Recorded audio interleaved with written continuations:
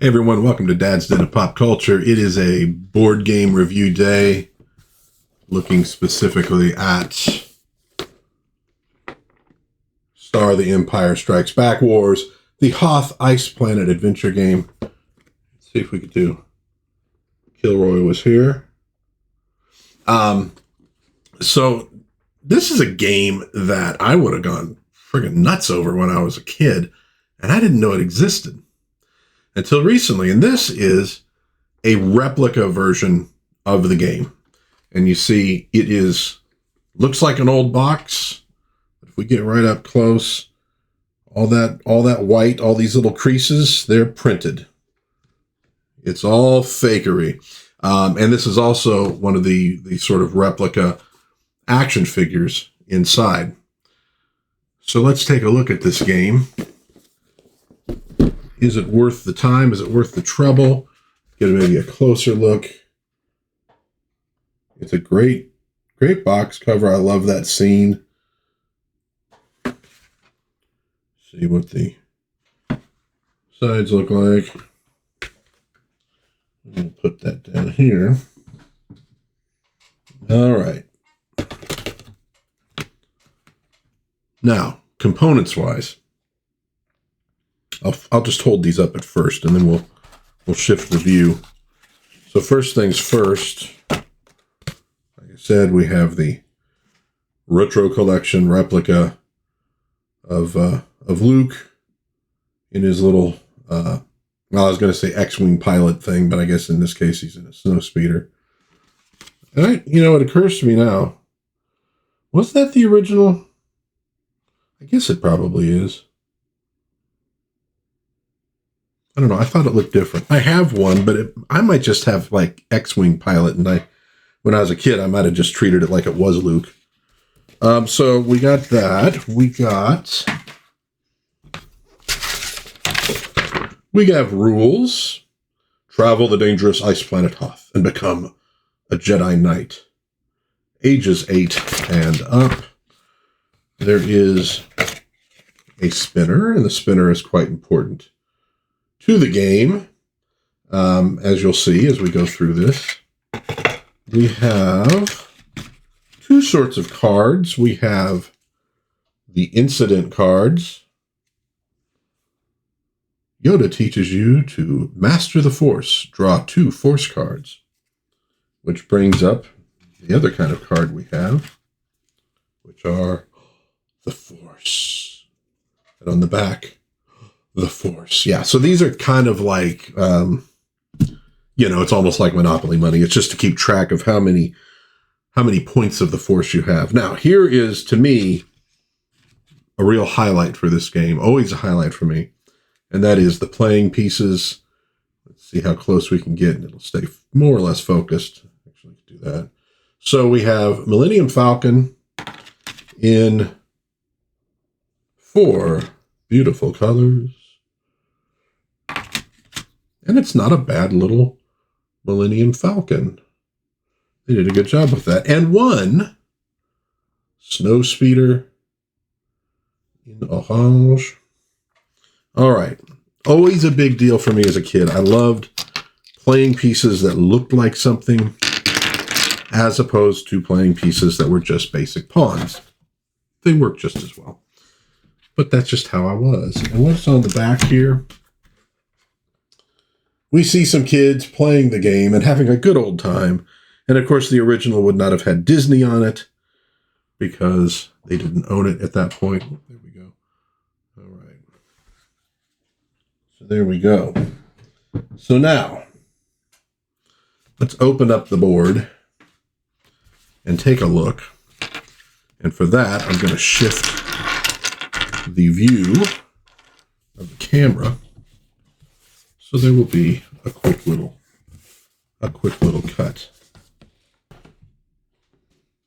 All right, now here's the board. So one of the things you judge vintage games, or in this case, a reproduction of a vintage game on, is design. And the design's pretty cool. Some nice graphics. We got Boba Fett and Darth Vader. We got an AT-AT. We got the probe droid. We got the Snowtrooper on there. decent little scene in the background. And you got this board with all the spaces around it. Darth Vader in the middle. So what does this all mean? Well, here's how the game basically works. You start the game with a few cards of the Force. In fact, 2 of them. So you're going to choose your playing pieces. And let's say we got, and this is the start right here, which you can't quite, there we go. Move that back a little bit. So you start on start. We'll just put a couple of them down for our little pretend game. And you have your 2 Force cards. And of course, the incident cards would go right here. And I guess the whole stack of Force cards will go here. I'm not going to worry about that. And so, of course, you move around the board by spinning the little indicator. In this case, we get, looks like 1. So the Millennium Falcon moves 1 space. And next up is the Snowspeeder, which moves 3. 1, 2, 3. And there we actually have something on the space which says, you move into hyperspace, advance 2 spaces. Oh, how lucky for me.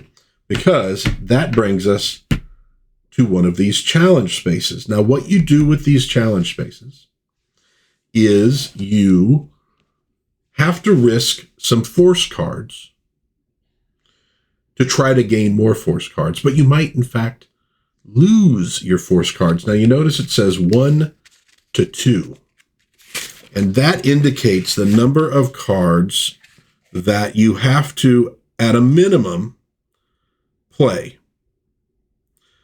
So it takes 1 or 2 cards to fight against the Snowtrooper, and you choose what you want to do with that. So let's say my little dude, I says, okay, I'm gonna bet 2 Force cards on this guy. So then you're gonna fight him, and the way you do that is you're gonna spin the little dude, and you want the arrow to point to the Stormtrooper. If it does, you win. And now you notice mine doesn't. So what happens? I lose one of my Force cards. I got to keep on going, though, until I either win, and in this case I do. So because I win as many Force cards as I have currently on the space, which in this case means I get my Force card back that I lost. Good for me. And then I keep proceeding. Now, what you're trying to do is gather at least 10 Force cards so you can go and battle Darth Vader. And so when you come up through here, you notice that little arrow. You have to go all the way around, which means, look, you could lose 3 Force cards, which means you're out of luck. So there's bad things that can happen. You want to get to this space. Now, my guess is that you have to land on it. So you could end up circling around for quite some time. And if you end up, by the time you end up there, if you don't have 10 Force cards anymore, you got to go back and go around. I could see where this could take a little bit of time to finally get up there for somebody to finally battle Darth Vader and win. Because you'll notice, too, different villains have different amounts of space they take up on the spinner. Darth Vader, you kind of have to essentially spin a 3 or a 13 in order to fight or to win in that fight. So it could take you a while. I mean, you got 13 spaces. So you have a 2 in 13 chance of defeating Darth Vader on any given roll.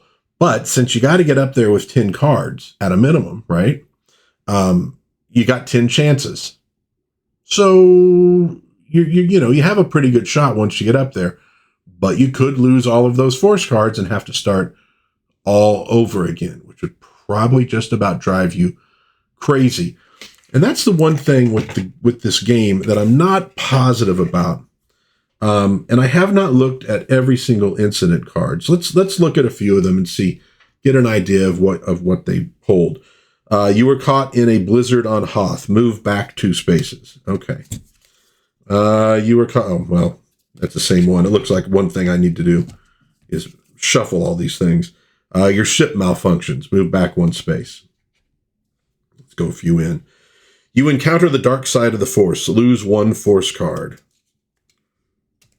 You break through the Imperial blockade. Go again. So nothing, startling here. Collect 1 Force card from each player. Okay, so that's nice. You can grab Force cards on the incident. The one thing I thought might make the game a little more fun, so it's a little more competitive, would be if you could, say, land on another player and, I don't know, steal a Force card, or you spin and whoever gets the highest spin gets a Force card from the other. That's cute. I have a little sticky note on this thing. But essentially you just go around and go around the board, follow what's on these little dudes, get incident cards as you go, and when you can, you battle these foes to try to get enough Force cards to get to the middle and battle Darth Vader. Relatively simple game. Again, it's for 8 and up, so that makes sense. Again, the stumbling point might be, I could imagine that it might take a while to finally get those 10 and then get to the middle and actually beat Darth Vader. That to me could be the issue if you have a bunch of 8-year-olds all hyped on The Empire Strikes Back. They could potentially get bored with this one. This is taking forever, And because it doesn't really pit the players against one another, every player is essentially playing his own game. And it's just a matter of which one gets to the end first. And again, for adults, because you don't have that competitive thing, it isn't necessarily going to make adults super jazzed either. You'd play it with your kid, but I don't know if a bunch of grown-ups are going to just do it unless it's an excuse to drink, and maybe every time you lose a battle with somebody, you got to take a shot. You could do that in the game and make it a little more interesting. So rule-wise, not a bad game, and it seems like it would function perfectly well, but I'm not sure how engaging it is, especially for return play. Design-wise, though, I like it a lot. I like the little, sparkly Force thing they got there. The incident cards, there's nothing exciting about them, but they certainly are functional. Love the playing pieces that they provide. Very cool. And it's a really attractive board. So the game looks great. So there we go. Star Wars The Empire Strikes Back board game. This, again, is the reproduction version, not the original. I don't imagine they changed anything between them. So if you find an original out there somewhere, go for it. I never knew this existed. And I was so hyped on Empire Strikes Back in the day. Wanted anything that had to do with it. I don't believe that I don't remember this game. Although, to be honest, that Star Wars Escape from the Death Star game, I didn't know about either until recently. I will be doing that one here at some point because I have it, and it is actually a vintage version. So there we go. What do you think, folks, of the Empire Strikes Back game? Is this one that you played as a kid? Do you still have it? Let me know what you think. Was it fun? Was it exciting? Was it a blast? Or was it a little bit boring? Let me know in the comments. I'd love to hear from you. In the meantime, if you enjoyed the video, please like, subscribe, share with a friend. But in the meantime, God bless everybody. Please be kind to one another. Have a little bit of fun out there. Maybe play a little Empire Strikes Back. Or hell, just watch The Empire Strikes Back. And I will see you again, hopefully soon, in Dad's Den of Pop Culture. Bye-bye.